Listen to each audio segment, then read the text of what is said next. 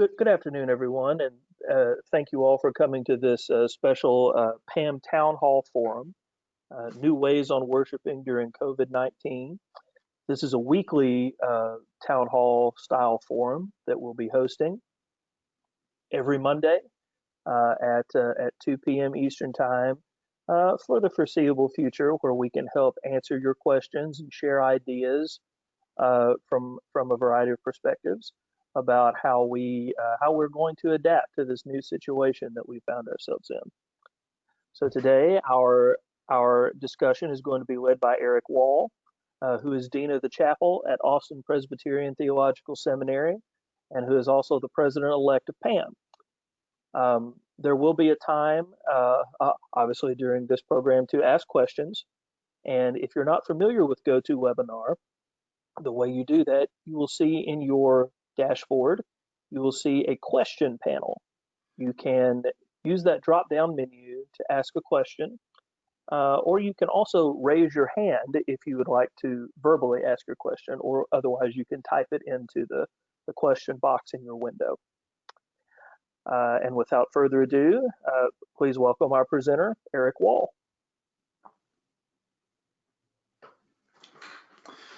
Good afternoon, friends, or it may be good morning where you are. We tried to pick this time to cover a variety of time zones.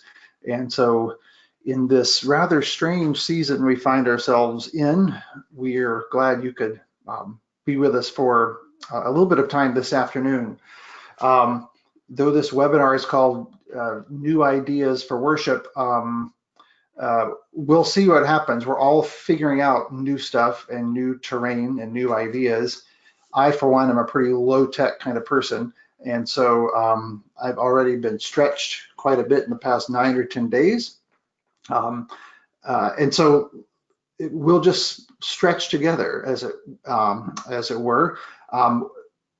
This afternoon, I'm going to talk for just a little while from some of my perspective where we are now, and then with Andrew's help, we'll invite any questions that you may have related to what we're doing. I will not promise that I have an answer in every case. I will be glad to respond, and we can point you to other people who can respond as we figure all this out together. But for our beginning, I'd like to offer us a prayer. This is from our recently new Book of Common Worship, the Daily Prayer Edition. And this is Monday midday prayer. And I looked this up and it could not be more fortuitous. So let us pray. God, our Creator, you have given us work to do and call us to use our talents for the good of all. Guide us as we work, and teach us to live in the Spirit who made us your children, in the love that made us siblings, through Jesus Christ our Lord. Amen. So before we start talking, I want us to have the gift of the music of a hymn. So I'm going to just play one stanza here at the piano. And this is a hymn you may well know. Organists know it both as a hymn and as organ pieces. And in Glory to God right now, the translation is Sleepers Wake. I'll play it first and then say a word.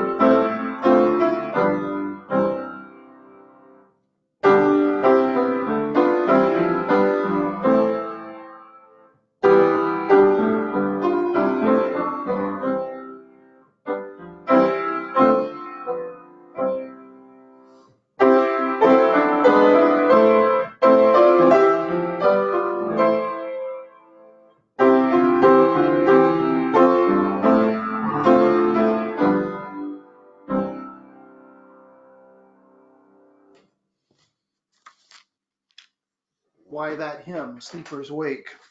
Well, that hymn was written by Philip Nicolai in 1597 at a time when he was pastor of a church in Westphalia in Germany, a church and a region that was undergoing an outbreak of the plague.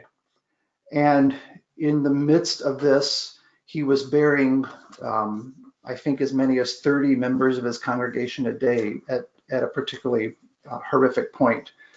And in the midst of this disease spread, he wrote a manuscript which he called Mirror of Joy, and it contained this hymn and another, which we'll hear at the end of our time together. And so a glorious tune like that came about in the midst of something similar to what we seem to be finding ourselves in. And as one of our hymns in Glory to God says, God has been this way before. And so it's helpful to hear, I think, sometimes things that come from similar situations. So this is really informal this afternoon, everybody, and because we're exploring our way through it. I'd like first to say why we're doing this. We felt that PAM as an organization could be a resource to you all as we move into this time. And so your PAM board members have had a conversation about this. And as Andrew said, each Monday at 2 o'clock, we'll just gather in this way because it's good to be together. I want to reiterate first a couple of things that you probably received in an email from the PAM office, but just in case you didn't or didn't see it, I'm going to just reiterate some things that Kelly and Dave Vandermeer and Andrew put together for us. On the PAM website, and we'll look at this page in a little bit, there is a link to some resources for our sudden shifting needs and worship, and that'll be updated regularly. As I say, we'll take a look at that in a little bit. And we'll have these weekly Monday forums at 2 o'clock on Mondays Eastern time. Keep in mind also, everybody, that your PAM board representatives, the board, remember, are elected regionally. And keep in mind that these representatives on the board are here to assist you, and you can find those people on the PAM website, presbymusic.org/executive-board. And that again is in the message that you got that went out last week, presbymusic.org/executive-board. And your regional representatives can help you connect and answer questions or maybe point you in directions you need. You can also connect through the PAM Connect Facebook page. That's an ongoing version of what we're doing here today, a way to ask questions and offer suggestions and interact with each other. One question that may well be on your minds PAM-wise is what's happening with Worship and Music Conference at Montreat. So I can give you where that stands right now, and nothing's changed since our message a few days ago, which we didn't know how significant it would be for news not to change every 20 minutes as we do now. But as of now, we do expect to host in some way the 2020 Worship and Music Conferences. This is our 50th anniversary celebratory conference, so it's a special one. And we just want you to know that the PAM board is in regular and ongoing consultation with Montreat Conference Center, with its president, Richard DuBose, and its other program and staff folks. And we will keep staying in conversation with them. Montreat and PAM for this conference, we're equal partners in this. And so at this time, we expect to host it. Because the situation is changing daily, the board has voted to eliminate the late registration fee for worship and music. So if you haven't registered and you are quite understandably waiting to see where this is going to land, know that you can safely wait because we've eliminated the on-time registration rate will remain in place through June 20th, which should make that easier for you. And the final thing with Montreat, with the Worship and Music Conference, we'd like to assure you of is that one way or another, something will happen. Um, the best case scenario would be that we are able to gather in Montreat as we usually do. That may not happen. So just as we are reinventing a little bit our worship Sunday by Sunday, we are prepared and in conversations already about how that might happen for worship and music. So we just want you to rest assured that the gifts that this conference brings to all of us, we will find ways for that to still happen, and for you still to be register for an event that will be nourishing and life-giving. It's all of our patience is being stretched a little bit these days, so hang in there with us. Pam is wanting to find ways to resource and connect with you all, and this is for many of us, certainly for me, these are some uncharted waters. And I just want to say a few words in no maybe particular order, and then we'll have some questions if that would be helpful, about how we're doing worship and music in this time. The church of which I'm a member here in Austin, University Presbyterian, has had 2 online worship services now. And this morning I was in a practice session for our new online worship at Austin Seminary. And you are probably in that boat in one way or another as we move forward. And what I'm already finding in this is that it means that we examine, as we always do, but maybe in some new ways right now, we find ourselves examining what happens in worship. And when we do that, we are always reminded that what happens in worship is not necessarily the same thing as where worship happens. It's not necessarily the same thing as the sound of a certain instrument. It's not necessarily the same thing as the presence of a choir. It's not necessarily the presence of a font or a table when we can't be in the space where those things that we're used to happen. But we are examining what happens in worship and how the people of God in different ways come together and do the things, do the movements, do the words, do the songs, do the occurrences of worship. So I just like to say give you a few thoughts on that may either help answer some questions or spark some questions that you might have. Wherever we find ourselves doing this, as the term says, virtually or remotely or online, there may be a couple of ways we're doing it. Some of you may find yourselves streaming worship because that's a regular practice.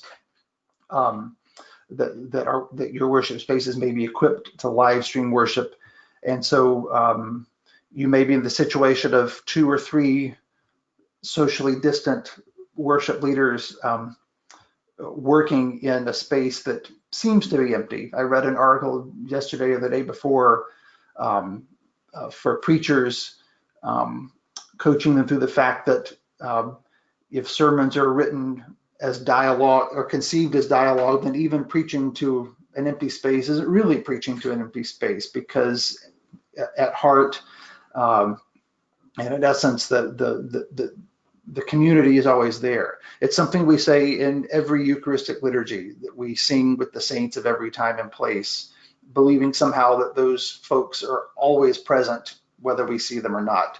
And so now our saints are in various places and we are reacting. So you may be in a situation where you are live streaming from your worship setting, or you may be in a situation where you weren't equipped to do that beforehand, that wasn't a practice, and so you find yourself doing it in another online way. This is the situation I personally am in, both at the church I attend in Austin and at the seminary.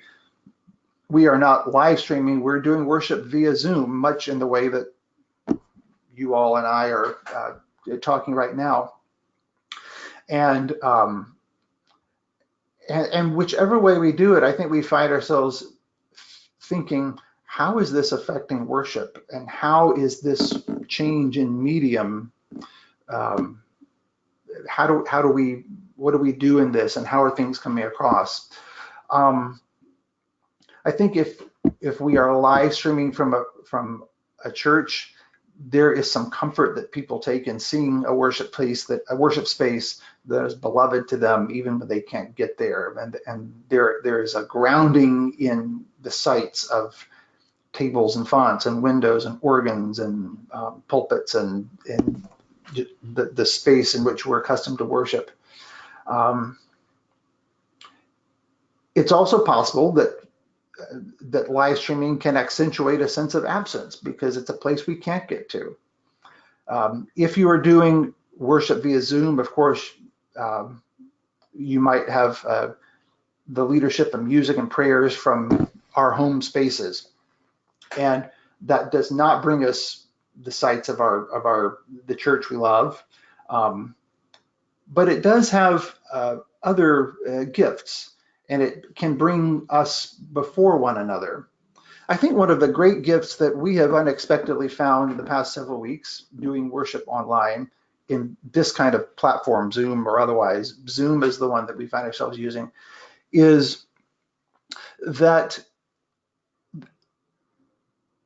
we as worship leaders are operating in the same home space as people who are receiving that worship. And theologically, there's some common ground there. The fact that a, a space which is not which may be a space we pray in the morning or the evening, but is not a church worship space, suddenly is becoming part of a church worship space. And when worship leaders are coming to people from the same spaces, the same kinds of spaces as those people are in, then there's some shared common ground there that has been that we have found in our situation here quite rich. We share a space. We can see each other. We don't usually get this close, obviously. We can hear voices. One of our associate pastors at University Pres at the Assurance of Pardon yesterday um, dipped her hand into a bowl of water and did the sign of the cross right up close, and it was quite powerful in that way. Um, there's also the matter as worship leaders, however we do it, of modeling the distancing, the social distancing that we're asking the people in our congregations to do. Either way, streaming or zooming, it is asking us to consider meanings and movements in worship. And for me, I think that means making sure we free ourselves from trying simply to follow the standard script in a virtual mode, trying to replicate everything that we would normally do precisely, except for the change of platform. I think it is fair of us as congregations and worship leaders not to expect gloss, not to expect Netflix production values, because our worship is not a product, a technological product, any more than it would be if we were all together. At this moment, I think that we are seeking connection and humanness, and not a need to ramp up our production values in any kind of a panic. So I think we should just give ourselves some grace there. Um, Here are some of the challenges that we're facing, and you probably are facing these, or finding, or you will. And for us as musicians, one of the primary ones is, what do we do about hymns? What do we do about congregational singing? Because in the case of these kinds of online conversations, it is always most helpful if the only person who is unmuted is the person talking or leading or singing, and if everybody else listening is muted, so that ambient noise and sound delays don't result in a kind of chaotic garble of sound. And of course, what that means for a congregational song is that if 50 people across town try to sing into their computers with the hopes of hearing one another, the crossing and lag of sound and delay in sound make that really pretty problematic. So it's really hard to sing together in this format. So I think it's helpful for us to think about, to dive deep, as it were, into asking the simple question, what happens when people are engaged in a song in worship? What does it mean to engage with or encounter a song? And if we're in worship, of course, we may do this primarily by our own voices. Um, but if we think about it at the most basic levels, um, when a song happens in worship, we receive, number one, a text. We receive words by hearing them, by uttering them, by reading them silently, or by just remembering them. We also receive a tune. We receive music in the same ways. We hear it, we sing it, or we may look at music on a page, and if we are able to get some sound simply by in our minds by reading music, or we may just remember how songs go. If you said to an entire Zoom congregation, Amazing Grace, and that's all you did, people would automatically be engaging in that hymn right away because it's in here and it's in here. So I think when we're figuring out ways to do congregational singing online, and I've only done this in 2 services now, so I'm at the same starting point as all of you maybe, and some of you may be much further along. I think we can invite people into an engagement with songs that is in various ways still congregational. We are all tuning into the song, you might say, in different ways. So a couple of thoughts. One is we may find ourselves needing to rely more than ever on what we know to be the heart songs of our congregation. We all know the songs that are particularly beloved in the lives of our own congregations, the things our people know especially well, the songs people know and claim. So even if our hymns aren't quite as thematically planned and dovetail with scripture and sermon and theme, it may be that can be okay in this period because we are inviting people to be present with these songs, and we may need to rely on what people already know. Some people will have hymn books in their houses, but not everybody will. We might do more short songs, what are sometimes called cyclical songs, Tizay choruses and little refrains. Glory to God, our hymn book is packed with them. And what those songs do, of course, by their repetition and their small amounts of words and music, they can embed themselves quickly. They can become looping phrases of theology and storytelling and song. And the repetition enables people to join them, especially if they have no hymn book in front of them. If we need people to see words for a song, then we'll do an example of this in a minute. Platforms like GoToWebinar and Zoom have the ability to screen share. So if you're doing a song where you need people to have the words, you can prepare a slide in some way and you can click on screen share and the words can be given to people. If we do that, of course, we're still answerable to the ethics of licensing. And you may know this already, but we'll have a link, we'll show you a link in a minute, that one license, for example, has given a gratis license through April 15th for license holders to use, have expanded permissions for podcasts and streaming and so forth. We might also do more instrumental hymns. And let people receive them in that way, just the way I played Sleeper's Wake. That too is congregational. That too is a way people receive and hear. One of the things, we were just in a conversation, as I said, some students and I, with our service for tomorrow morning at the seminary, and we did a kind of practice, we did a rehearsal online. And for tomorrow morning, we've got some texts that we'll be giving the congregation through slides. And other things we'll be doing, leading by prayer without words in front of people. For example, tomorrow our prayer of confession will actually be led by one. It'll be a prayer offered for everyone else, but led by one person. And what we're realizing is that there's probably a balance in these kind of services, to put nothing but words and words and more words on a screen for people, can quickly become depersonalized, because these days we're staring at screens all the time, and we're staring at words and information all the time.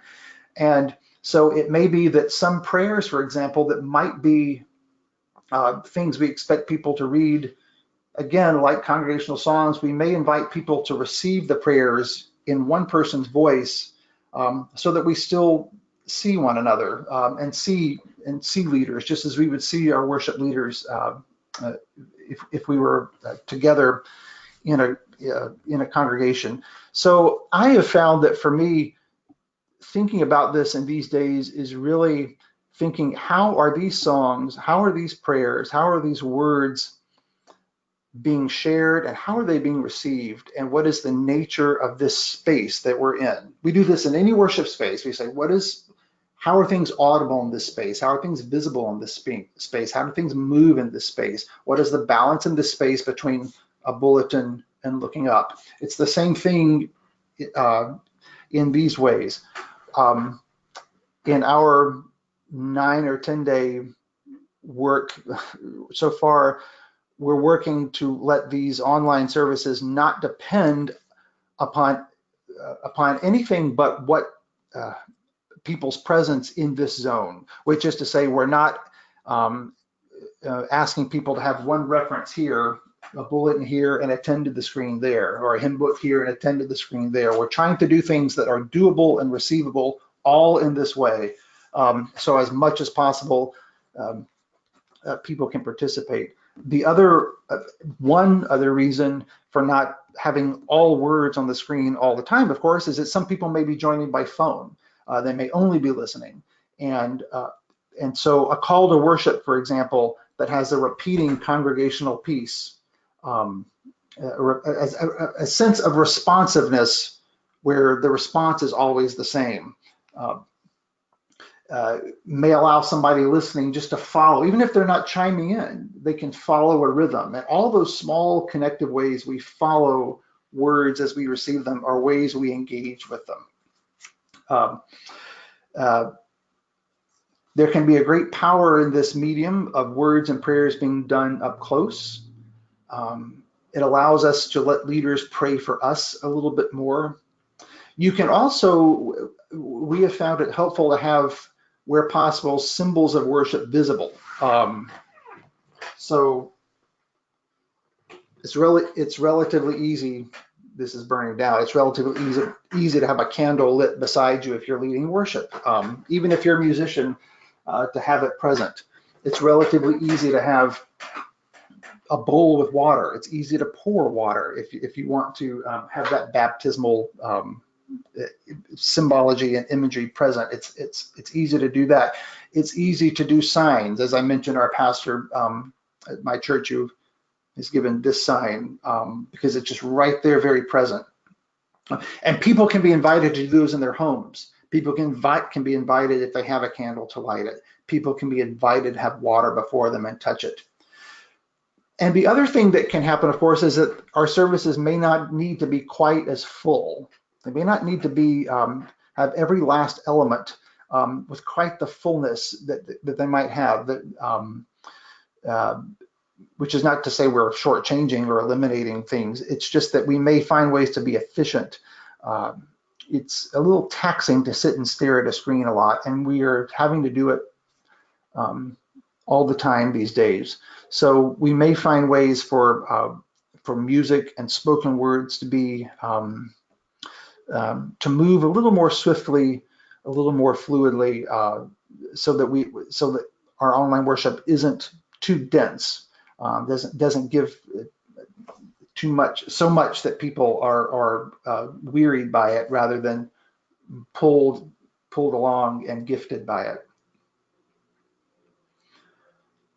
You may also be asking yourself, intentionally or subconsciously, what you as a musician, what we as church musicians can do for our congregations and for and with our colleagues in these days. We'll keep finding that out, of course, but I'm just going to offer some thoughts that have occurred to me in recent days. I think one of the most important things that we can do most constantly is to offer others and ourselves grace. Because there is, for us as musicians, of course, we're 3 weeks from Easter. And so there's some grief and some frustration uh, uh, that the music we've been rehearsing, the music we were looking forward to, the plans that we have made, now we can't do them. And I think it's important for us to give ourselves grace in that, and to realize that that music will still be there next Easter. And even beyond that, to realize that our work is never wasted work. Our work as musicians, the time we've spent rehearsing music this far, whatever that rehearsal is, whether that's our own instrumental practice, my left-handed guitar playing, or that's our choral rehearsing, that work on these pieces now will translate into how we approach pieces when we're back together. So our work, our work is our work as musicians so far will not return empty, and we need to hold on to that. I think we can look for, both literally and metaphorically, we can look for whatever is songful right now, where there is songfulness, and share it. It would be, we can give ourselves grace not to worry about the erosion of our music program, to worry about slippage, to worry about losing ground. This is where we are. And so we just need to be kind to ourselves, because the music and our technique and the choirs that we serve and shepherd will still be with us. If you're a musician, pray for and be patient with your pastor. Pray for and be patient with your pastor. Pastors are carrying giant loads, as we all are, but pastors always carry more than any of us know. And pray and be patient with them. We can offer pastors help. We can be flexible as musicians. We can be nimble. We can adapt. We can be non-temperamental. We can prioritize what we need from pastors. If there's something that we think we need from a pastor that can go on a back burner, we can put it on the back burner so that we save their bandwidth. But we can pray for and be patient and cooperative with pastors. If you're a pastor, you can pray for and be patient with your musicians. Musicians don't have our communities of musical partners with us. We may not have access to our instruments. We don't have rehearsals. You can help musicians by not asking them for huge production values, but simply encouraging them for faithful service. You can be patient with musicians. So we can do the same. We can do this for each other, praying for each other, being patient with each other, encouraging each other to faithful service. What else can you do as a musician? You can check in. Of course, you're all doing this. You can check in with people. You can offer music. Facebook is blowing up with these things. It's great. You can offer, you can do Facebook Live, and you can make videos and share on Zoom or Facebook or other online platforms, sharing hymns or sharing pieces. You can call somebody that might need music and play hymns to them or sing hymns to them over the telephone. You can have conversations with choirs. You can have rehearsals that aren't music rehearsals, but are rehearsing the needs of that community. You can have conversation and check in and see people's faces, even when you can't sing in rehearsal. You all will have, these are the ideas that you can share on the PAM Connect page for sure. You can talk to colleagues and check in with each other. What are you doing? What ideas, like we're doing here? Um, you can ask questions. You can keep learning.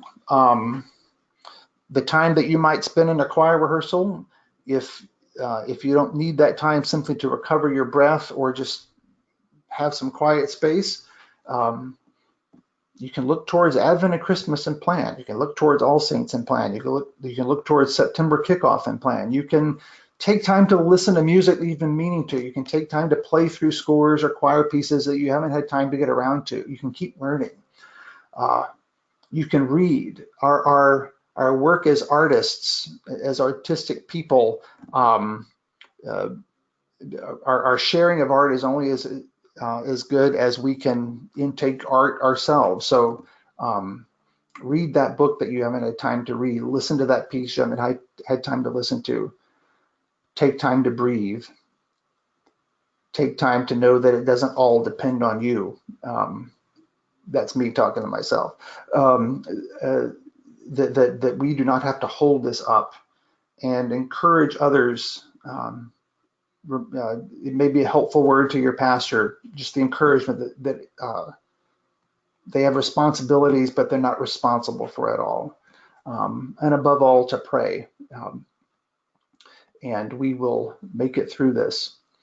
I'd like now, with Andrew's help, to just take you very quickly through some things that are on the PC, the PAM website, and you should see that before you. And on that homepage, you'll see that right corner where Andrew's got the cursor, worship during COVID-19. So he's clicking on that, and what we should see are as we go down that page are some various resources.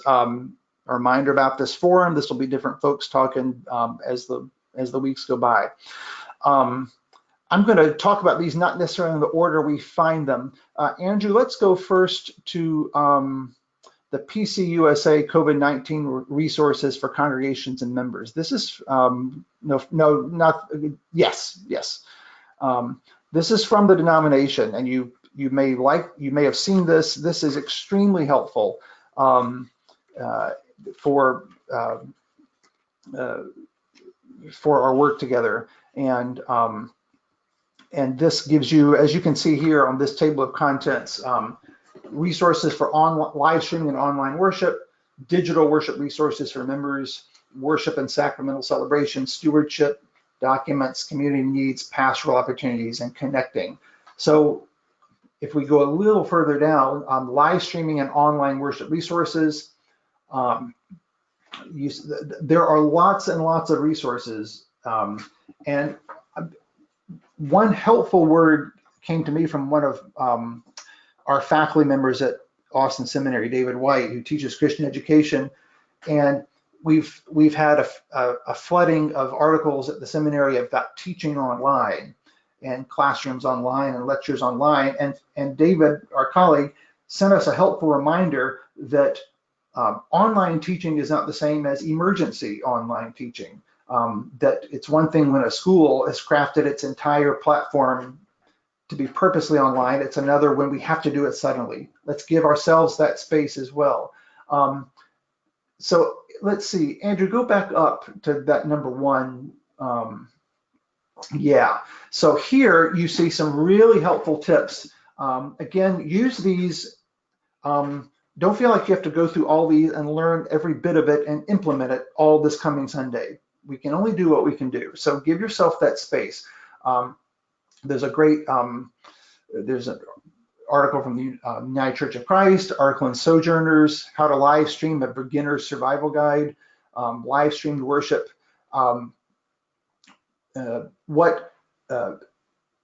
What is not here, it seems to me, unless I'm missing it, and if I am, y'all can tell me later, or what may not seem obvious in here is whether this is live stream worship from your sanctuary as opposed to worship on a conversational meeting platform like this. So you may want to, I have not explored all these yet myself, but just explore these. you see resources related to licensing, related to permissions from Glory to God and the Book of Common Worship. There's a link to congregational singing. That's from the Center for Congregational Song. Some helpful tips from Brian Hain. A few YouTube tutorial videos. And then finally, they give you an address about Facebook Live, an email address about Facebook live streaming. If we go further down the page, you'll see digital resources for members. And then number 3, worship and sacramental celebrations. The denomination has given a helpful advisory opinion right there, where in the middle of the page, where Andrew is, he's got the cursor right there. This gives some of this won't necessarily be immediately pertinent to us in our work as church musicians. This gives you recommendations from the denomination related to virtual congregational meetings, virtual electronic session meetings, questions related to communion in virtual worship. So I commend that link to you as well. This page it's quite helpful. As I say, explore it to the degree you can, and don't beat yourself up if you haven't been able to explore all of it. You may have people in your choir who, lacking rehearsal time, might help you explore these things. You may be able to enlist a crew to tackle all this together. Andrew, let's go back to the PAM, to the previous, here, folks, you'll see some helpful information.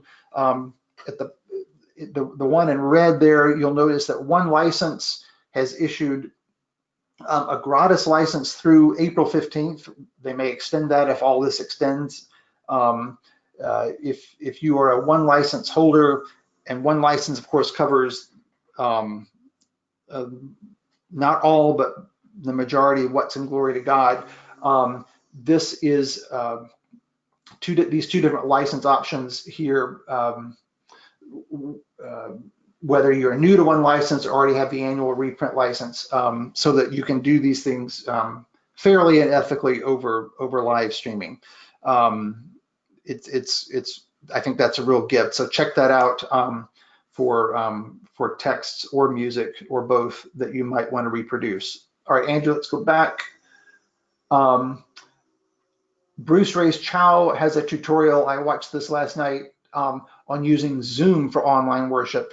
Some of that has to do with how leaders interact and the muting of sound. Some of it has to do with situations where congregations do share communion online. So I commend that to you. And then 1001 New Worshiping Communities and Next Church also have tips for how to host these online resources. And of course, our PAM Connect Facebook page. I would say in all of this, again, we just keep in mind how we can do the essence of what we do in a way that comes to life over these platforms that we're on, how we can do things in ways that seem natural to the platform we're on, rather than seeming like we're simply filming, watching other people enact normal worship on Sunday that we are somehow separate from.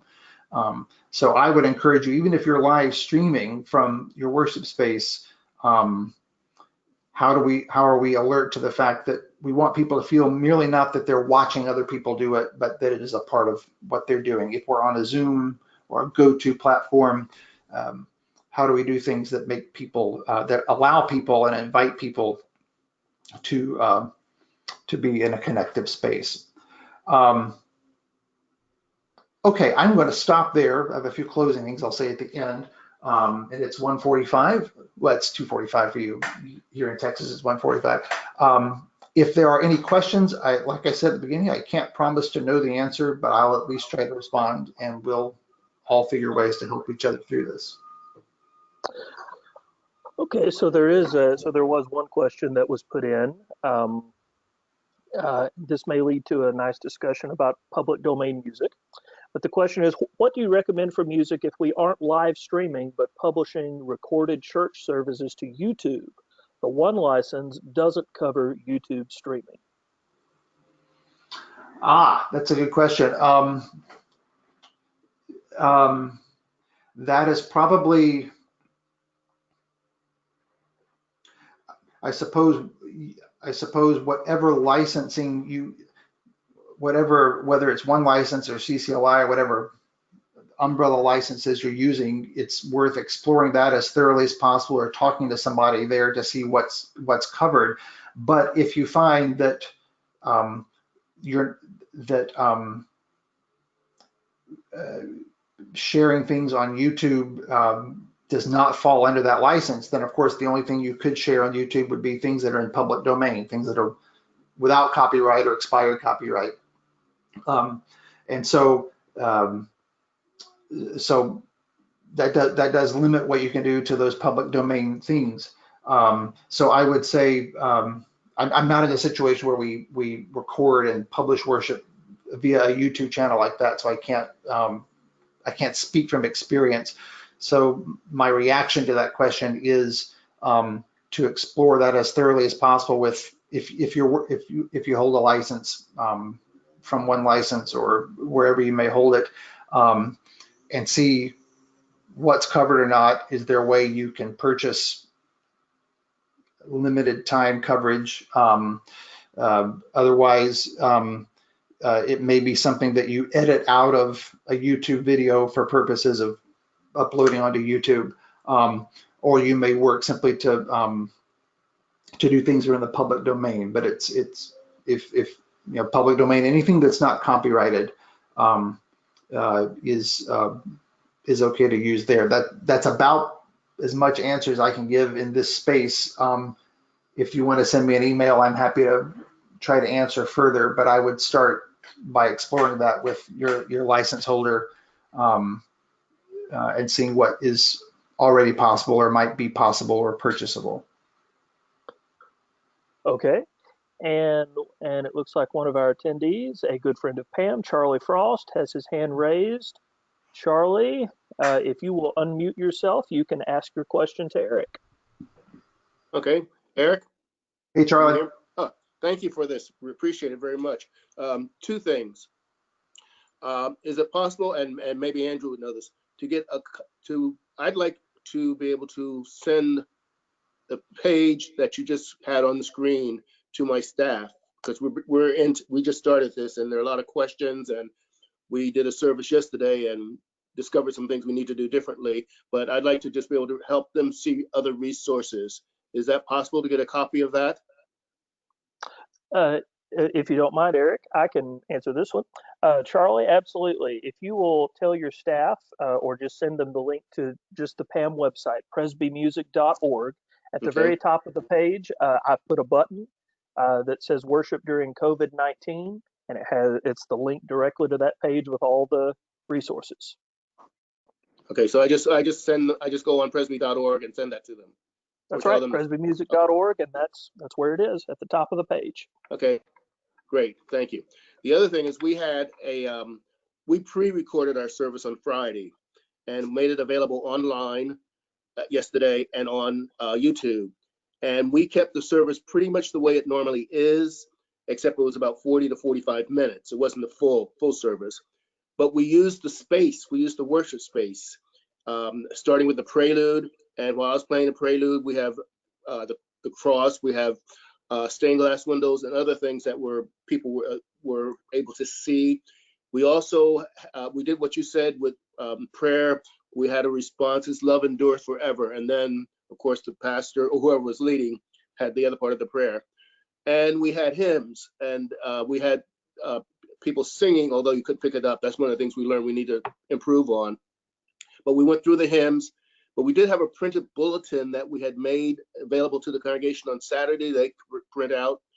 And I say all this because we have received tons of responses from the congregation about how meaningful it was to be able to see the space that we're in, to be able to feel like they were with one another. And so I would encourage, even if you're doing Zoom, but I would encourage those who can as well to do it in the space, because that it became more meaningful. And I actually, I was on the service yesterday watching it, and it hit me differently than when I was doing it on Friday. Yeah. And so that became very meaningful to people. So thanks. I just wanted to share that. Well, that's great to hear. Yeah, I think when people see that space they can't get to, there's a gift in that. And I actually hadn't thought about what you're saying of the the gift of having pre-recorded it so that you kind of became a congregation member yourself is what I hear you saying. So Yes. Yeah. Thanks. That's it.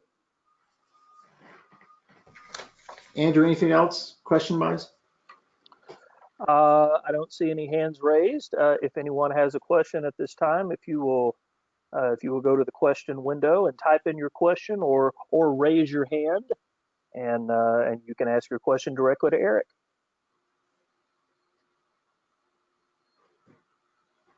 Should probably wait about 10-15 seconds to give people time to either type or to raise their hand. And we have Susan Watkins is going to ask a question now. Susan, I have unmuted you. If you will unmute yourself, you can ask Eric your question. Hi, Eric. Thank you so much for this. Hey, Susan.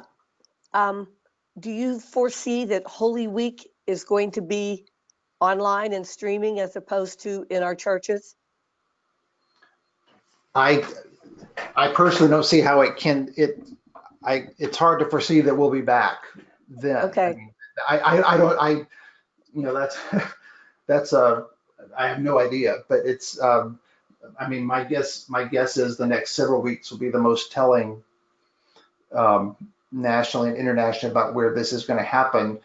And so if I know that at my church here in Austin and at the seminary, we're operating under the assumption that it's going to be online, and in terms of how services, those services which have particularly communal aspects, if you're used to doing things like foot washing or communion, or much with light and darkness and candles and use of space, and rethinking regular Sunday worship online is one thing. Rethinking Holy Week stuff is an even greater challenge. And I am,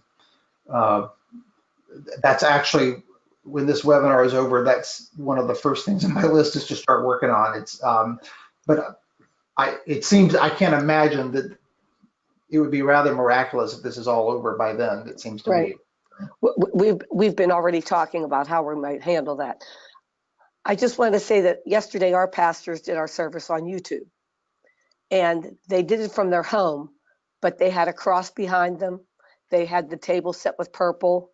They had their stoles on, and they both preached, because we have a husband-wife team.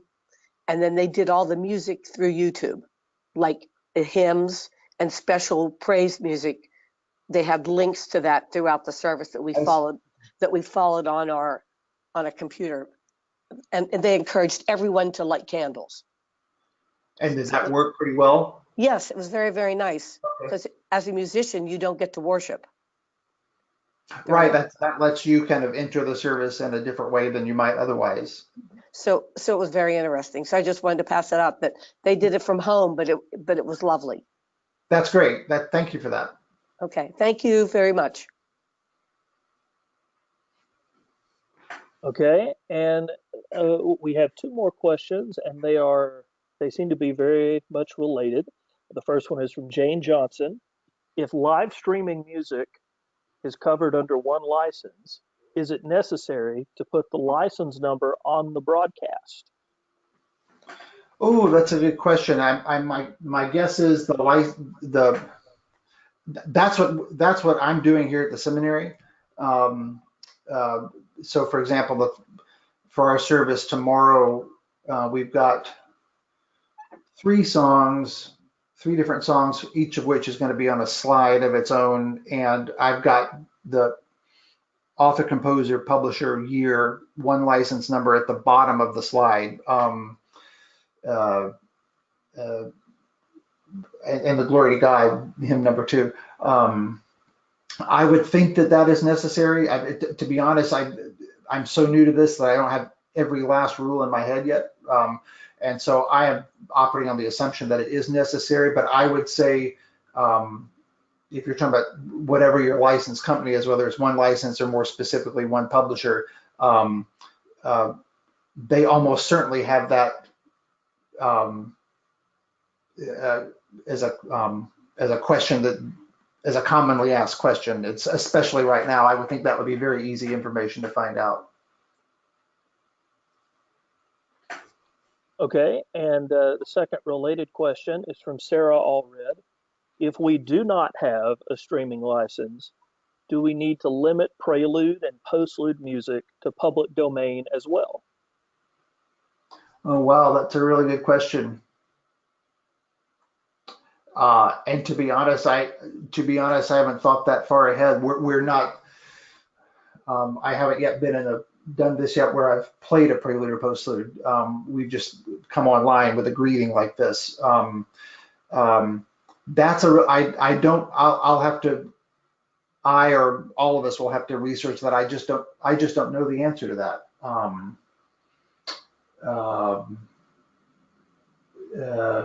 So I'm sorry I can't be helpful at this moment, but I'm glad to work on that. Okay, we have a question from Marlon Hurst.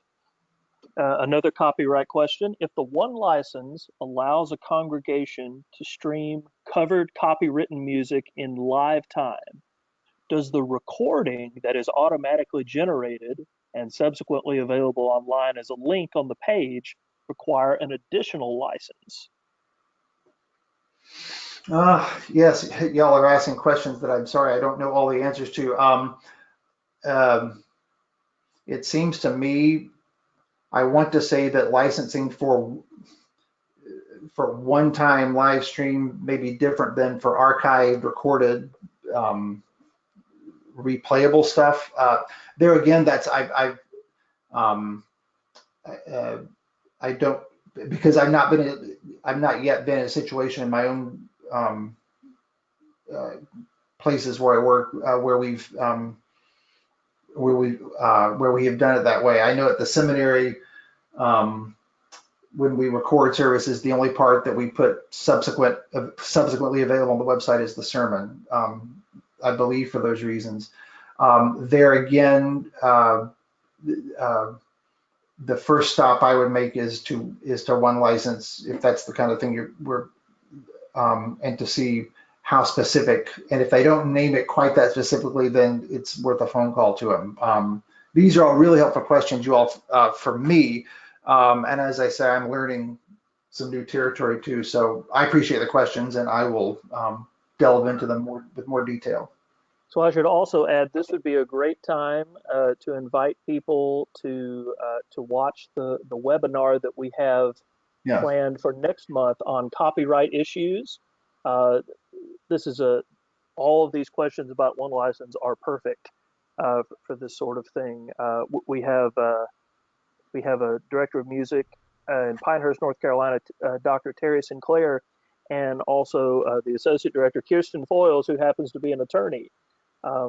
They've done a webinar like this before, and this would be perfect opportunity to direct those questions to them.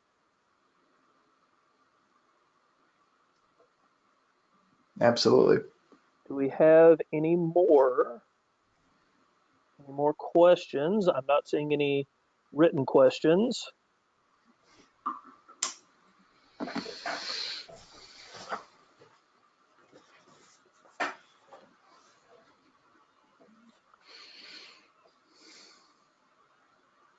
Okay, and it looks like we don't have any more questions.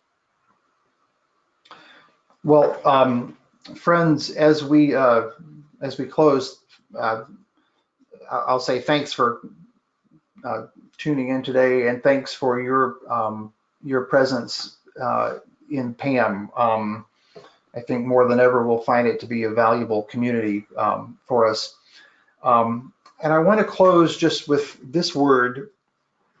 Just a couple of hours ago, I got an email from Johnson C. Smith Seminary in Atlanta, from their president, Paula Roberts, who is an amazing guy. And I just wanted, these were encouraging words to me, and I texted him to see if I could have his permission to share them, and he said absolutely. He says, the coronavirus outbreak often is described as, quote, unprecedented, and perhaps it is, but a look back through the annals of history may indicate otherwise. A century ago, the influenza outbreak of 1918 affected 1/3 of the world's population and claimed the lives of 675,000 in the US alone. 50 years ago in 1968, an evolved strain of the flu took the lives of 100,000 people in the US. Just 20 years ago, H1N1 swine flu took the lives of 12,400 Americans.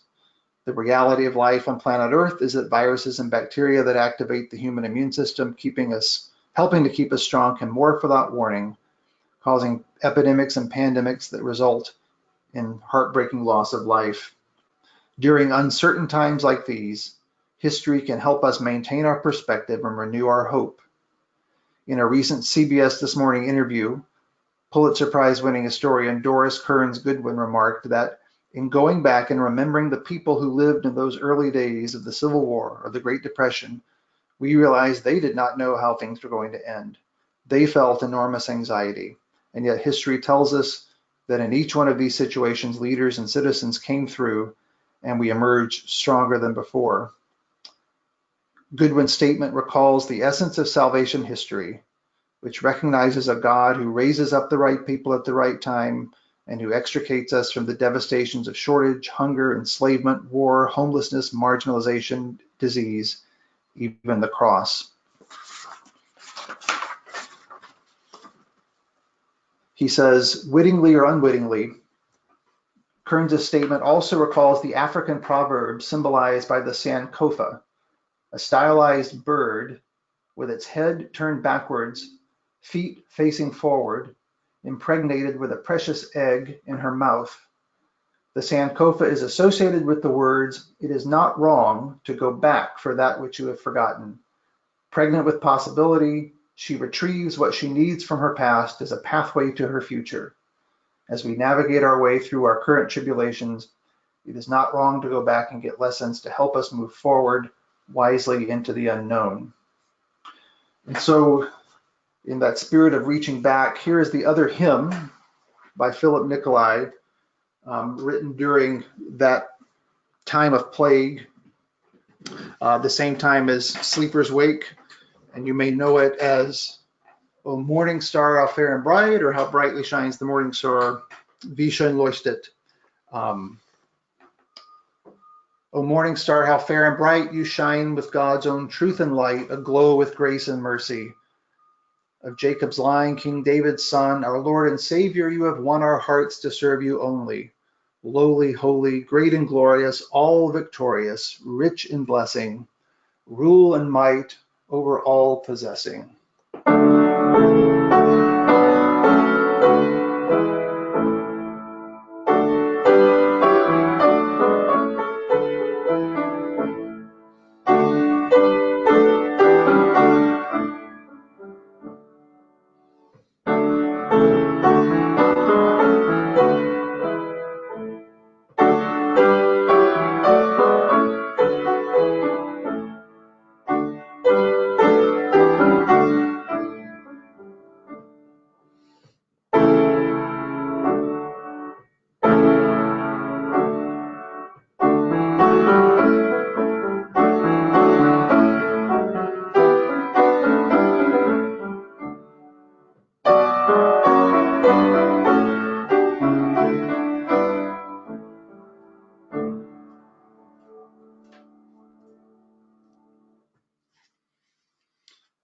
And we'll close with the same prayer with which we began. Let us pray.